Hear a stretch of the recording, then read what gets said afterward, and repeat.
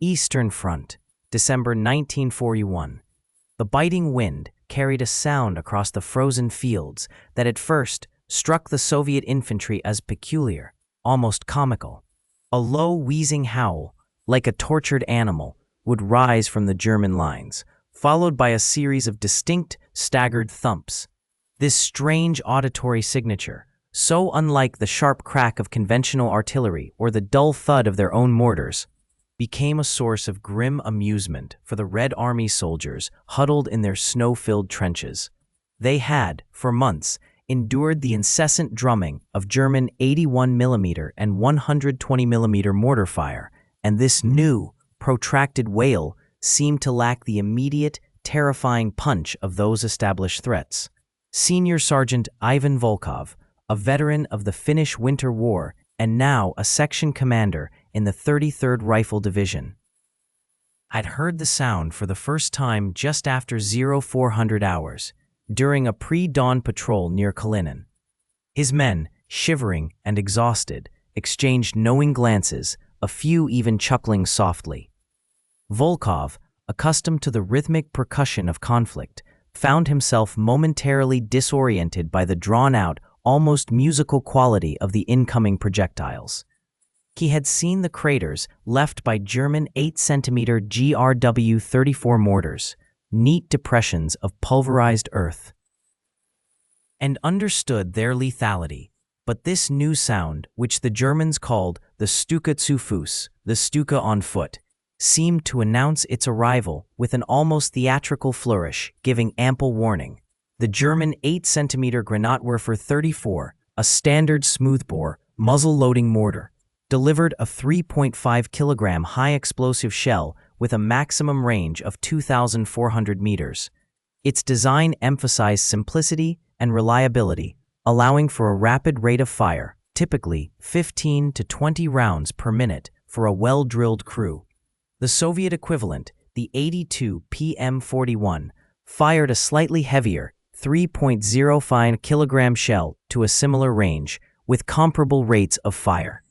Both were conventional indirect fire weapons, their projectiles arcing silently through the air before impact, their danger often only apparent in the flash and concussion of their detonation. The new German weapon, however, broadcast its presence with a unique acoustic signature, a rising crescendo of sound that seemed to defy the established norms of battlefield ordnance. This audible distinction, initially perceived as a flaw by the Soviet troops, stemmed from the unique propulsion system of the German 15cm Nebelwerfer 41. Unlike mortars, which fired single projectiles, the Nebelwerfer was a multiple rocket launcher, its 6 barrels simultaneously ejecting 15cm Wurfgranat 41 rockets. Each rocket, weighing 34.15 kilograms, contained a 2.5 kilogram high-explosive warhead and was propelled by a solid fuel motor. The distinctive wail, which the Soviets would soon dub Stalin's organ in a grim jest, was the combined sound of 6 rockets streaking through the air, their exhaust ports creating an unnerving, drawn-out shriek. The perceived warning, however, was deceptive. While the sound of an approaching mortar round offered no time for evasion, the Nebelwerfer's wail, though prolonged, still provided only seconds before impact. The 15cm Wurfgranat 41, with a maximum range of 6,900 meters, traveled at a velocity that made the audible warning a cruel prelude rather than a genuine opportunity for escape. The initial Soviet assessment, based purely on the unfamiliar acoustics, failed to grasp the weapon's true tactical purpose: not precision targeting, but saturation fire, designed to inflict mass casualties and psychological shock over a wide area. The Germans, with their production lines churning out these launchers at a rate that would see 5,283 units delivered by the end of 1942, were deploying a new kind of terror, one that would soon turn the pristine snows of the Eastern Front into a landscape of fire and dismembered earth. The laughter, however brief, would not last. The initial engagement had passed, leaving behind the acrid scent of propellant and a chilling new silence. Soviet forward observers, Their ears, still ringing from the concussive blasts, began to report a peculiar, rising wail preceding the impacts. It was unlike the sharp crack of conventional artillery or the dull thud of mortar fire. This was a sustained, almost human cry that grew in intensity as the projectiles arced through the frigid air. This new acoustic signature was the Nebelwerfer, a multi-barreled rocket launcher that had begun to appear in greater numbers on the Eastern Front.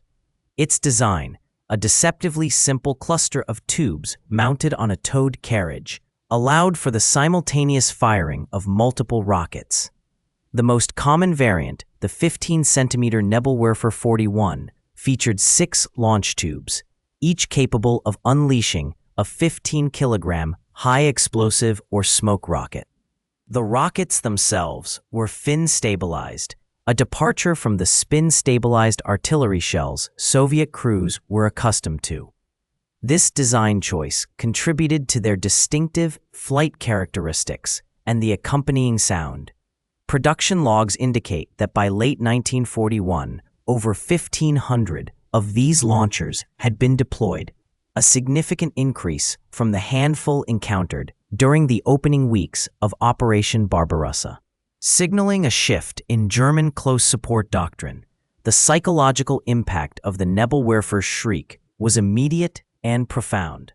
Soviet infantry, accustomed to the predictable rhythms of German artillery barrages, found themselves unnerved by the prolonged, banshee-like howl that preceded the explosions. This auditory terror was often as disorienting as the physical destruction, creating a sense of dread that spread through the ranks even before the first rounds landed. Interrogation files from captured German rocketeers revealed a deliberate exploitation of this psychological effect. The screaming barrage, one document noted, often breaks enemy morale before the shells even hit. This was not merely an incidental byproduct of the weapon's design, but a recognized component of its tactical deployment, aimed at disrupting enemy cohesion and resolve. The sheer volume of fire delivered by a Nebelwerfer battery was another stark difference.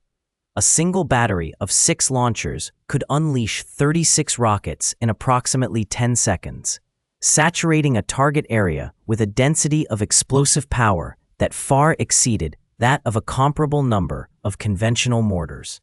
This rapid-fire capability, coupled with the terrifying sound, began to erode the Soviet crews. Initial complacency regarding German indirect fire. The winter of 1941-42 brought with it not only the bitter cold, but also a growing familiarity with the German rocket artillery.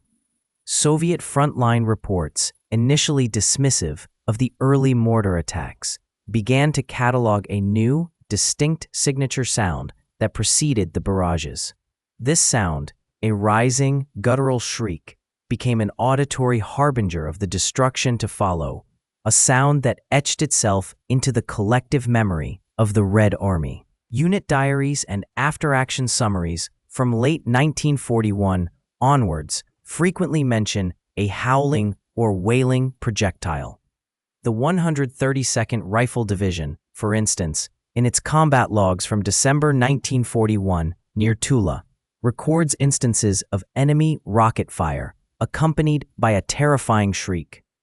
This sonic characteristic, a direct consequence of the rocket's unguided flight and the efflux of propellant gases through its multiple venturi, became a psychological weapon in itself, often inducing panic before impact. The Nebelwerfer 41, the most common variant encountered, fired a 15-centimeter rocket, designated 15-centimeter Wurfgranate 41. This projectile, weighing 34.15 kilograms, was propelled by a solid fuel motor that burned for approximately 2.2 seconds. The 6 exhaust nozzles, angled slightly to impart a stabilizing spin, produced the characteristic high-pitched whistle as air rushed past them, a sound amplified by the sheer volume of rockets launched in a typical battery salvo. A standard Nebelwerfer battery consisted of 6 launchers, each capable of firing 6 rockets in rapid succession.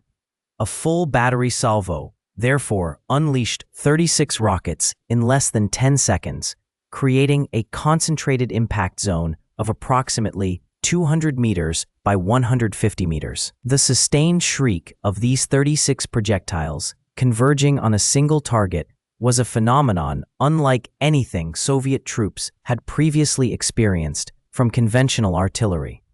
The psychological impact was profound. Interrogation reports of captured Soviet soldiers from early 1942 consistently cited the screaming sound as a major factor in battlefield morale. One report, detailing the capture of a junior lieutenant from the 33rd Army, noted his description of the rockets as devils that scream from the sky. This collective experience led to the coining of the nickname Screaming Mimi among Soviet troops, a grim acknowledgement of the weapon's terrifying acoustic signature.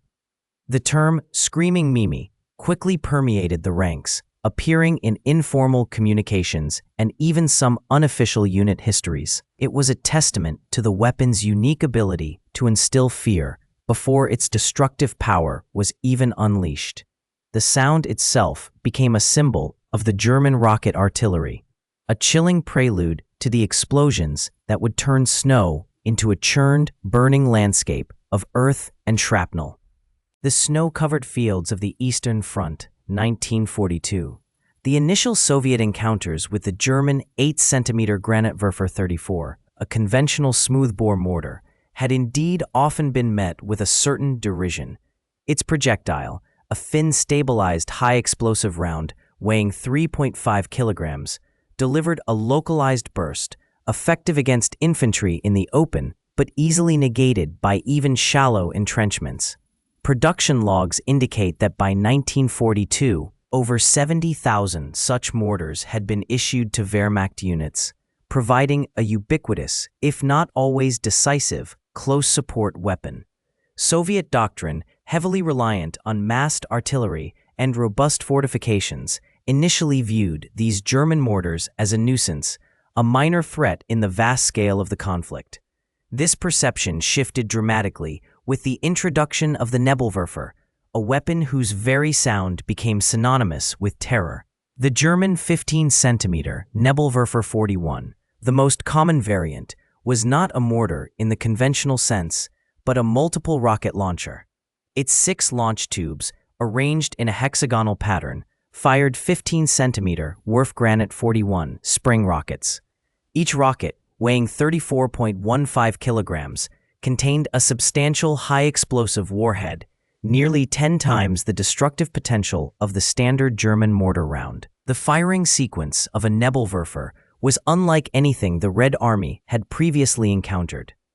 Unlike the single, sharp crack of a mortar tube, the Nebelwerfer emitted a distinctive, rising shriek as its rockets ignited and accelerated, a sound often described as a screaming Mimi by Allied troops in other theaters.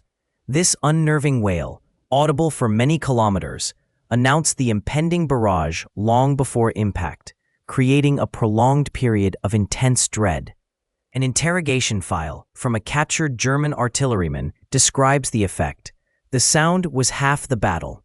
The psychological impact was further amplified by the weapon's multi-barreled delivery. Instead of a single projectile, a Nebelwerfer unleashed a salvo of 6 rockets in rapid succession, typically within 10 seconds.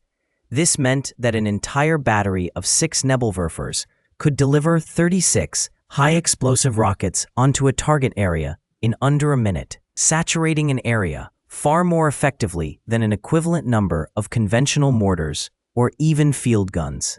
The sheer volume of incoming fire, coupled with its terrifying acoustic signature, often broke the morale of exposed infantry before the first rocket even struck. Damage reports from the winter of 1942-1943 frequently detail not only physical casualties, but also widespread instances of combat shock and psychological collapse among Soviet troops subjected to Nebelwerfer attacks. The rockets, with their larger warheads, created craters significantly wider and deeper than those of mortar shells, and their delayed fuse, often allowed for deeper penetration before detonation. Increasing fragmentation and blast effect. The combined sensory assault of the scream and the subsequent devastating multiple impacts transformed the battlefield, turning even well-prepared positions into zones of profound vulnerability. The initial dismissive attitude towards German indirect fire quickly evaporated, replaced by a deep-seated apprehension. The Nebelwerfer was not merely a weapon of destruction, it was an instrument of psychological warfare, designed to break the will of the enemy through an overwhelming and terrifying spectacle of sound and fire. Its presence on the front lines instilled a unique dread that transcended the physical damage it inflicted, leaving a lasting imprint on the Soviet soldiers' experience of combat. The Soviet crews, initially dismissing the German weapons as mere mortars, soon confronted a fundamentally different design philosophy. The Nebelwerfer, or smoke thrower, was not a tube-fired, high-angle trajectory weapon relying on gravity to propel a fin-stabilized shell, but rather a multiple rocket launcher. Its construction, a simple cluster of smooth-bore tubes, betrayed its true nature as a device for launching unguided rockets, a technology with a lineage stretching back centuries, but only now being weaponized for mass effect. A closer examination of the Nebelwerfer 41, the most common variant, revealed 6 individual launching tubes, each 158.5 millimeters in diameter and 1,300 millimeters long, arranged in a hexagonal pattern. These tubes were mounted on a modified 3.7 centimeter POC 36 anti-tank gun carriage, a pragmatic choice that allowed for rapid traverse and elevation adjustments using existing, proven mechanisms. The rocket itself, the 15-centimeter Wurfgranate 41, weighed 35 kilograms and carried a 2.5-kilogram high-explosive warhead, propelled by a solid-fuel motor. The firing sequence was electrically initiated, with a delay mechanism ensuring that rockets were launched in rapid succession, typically one every 0.3 seconds, to prevent the entire salvo from detonating simultaneously in the air due to aerodynamic interference. A full volley of 6 rockets could be discharged in approximately 1.5 seconds, creating an immediate concentrated impact zone. This rapid discharge rate, combined with the rocket's relatively low muzzle velocity compared to artillery shells, produced a distinctive, terrifying shriek, earning it the moniker, "Screaming Mimi," from Allied troops. Production figures underscore the strategic importance Germany placed on this new weapon.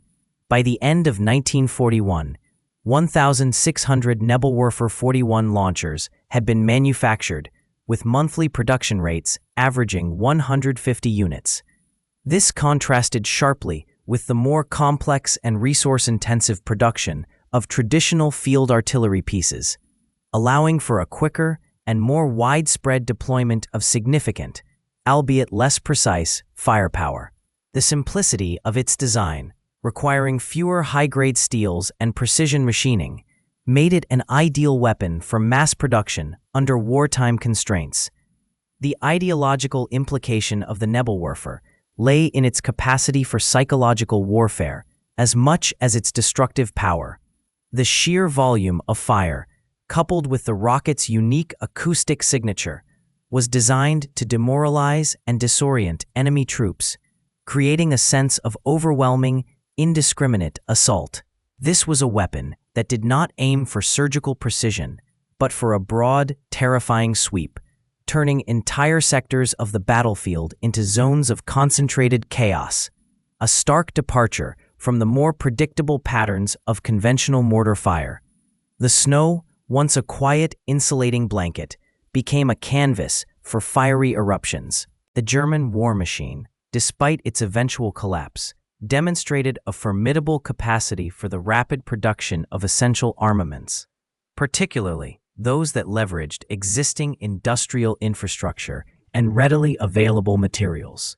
The Nebelwerfer, in its various iterations, epitomized this pragmatic approach to mass production, relying on simple, robust designs that could be manufactured quickly and in significant quantities, even as Allied bombing campaigns began to degrade German industrial output. Production logs from the Reich Ministry of Armaments and War Production indicate a steady increase in Nebelwerfer output from 1941 through 1943, peaking just as the Eastern Front demanded ever greater volumes of artillery support. The 15-centimeter Nebelwerfer 41, the most common variant, was essentially a 6-barreled rocket launcher mounted on a modified 3.7-centimeter PaK-36 anti-tank gun carriage. This repurposing of existing componentry, particularly the ubiquitous anti-tank gun chassis, significantly streamlined the manufacturing process, bypassing the need for entirely new production lines for specialized carriages. The rocket motor itself, a simple steel tube with a Venturi nozzle and an internal propellant charge, required less precision machining than conventional artillery shells, allowing for faster fabrication by a wider range of industrial partners, including those with less specialized tooling. Comparative production data reveals that while German heavy artillery pieces, such as the 10.5-centimeter Lefh-18 howitzer, required extensive forging and machining processes, often taking hundreds of man-hours per unit, the Nebelwerfer 41 could be assembled with a fraction of that labor.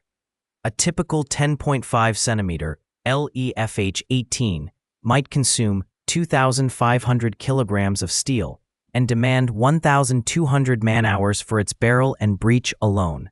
In contrast, the 6-barreled Nebelwerfer 41 launcher assembly, excluding the carriage, used approximately 500 kilograms of steel and required an estimated 300 man-hours for its fabrication and assembly, a four-fold efficiency in material and labor for a weapon system that delivered a comparable, if not superior, area effect bombardment. This industrial arithmetic allowed for the deployment of Nebelwerfer batteries across the entire Eastern Front with a regularity that often surprised Soviet intelligence. By early 1943, German ordnance reports show that over 1,500 Nebelwerfer launchers of all calibers were in active service, a number that continued to climb, reaching nearly 3,000 by mid-1944. This proliferation ensured that even as German conventional artillery faced ammunition shortages and logistical constraints, the Screaming Mimi remained a pervasive and terrifying presence on the battlefield, a constant reminder of the Reich's capacity for innovation under duress. The strategic implication of this mass production was profound. It provided the Wehrmacht with a cost-effective, high-volume area suppression weapon that could compensate for deficiencies in conventional artillery numbers, particularly as the war progressed and Germany's resources became increasingly strained. It allowed for a greater distribution of firepower across the front lines, ensuring that even smaller German units could call upon devastating rocket barrages, thereby multiplying their defensive and offensive capabilities. The psychological impact, often overlooked in quantitative analyses, was also a force multiplier, as the distinctive wail and subsequent explosions created a terror that transcended the purely destructive effects of the rockets. The industrial capacity to turn raw steel into such instruments of war, rapidly and in such volume, spoke to a grim determination. The factories, often working under the constant threat of aerial bombardment, continued to churn out these weapons, a testament to a system that prioritized military output above all else, feeding the insatiable demands of a conflict that consumed men and material on an unprecedented scale. The frozen earth of the Eastern Front, once a canvas for the Nebelwerfer's fiery artistry, began to absorb new lessons. Soviet field commanders, initially caught flat-footed by the psychological and physical shock of the screaming rockets, started to codify their observations into actionable intelligence. Initial reports from forward observers detailed the distinctive smoke trails and the characteristic Screaming Mimi sound. allowing for a rudimentary identification of the weapon system even before impact. Interrogation files from captured German artillerymen and rocket crews provided crucial insights into the Nebelwerfers' operational limitations. The most significant revelation was the lengthy reload time, often cited as ranging from 90 seconds for a well-drilled crew to over 3 minutes under combat stress. This window, though brief, became the linchpin of developing countermeasures. Production logs recovered from occupied factories further detailed the relatively low rate of fire compared to conventional artillery, reinforcing the understanding of its tactical employment. Soviet doctrine began to emphasize rapid exploitation of the post-barrage lull.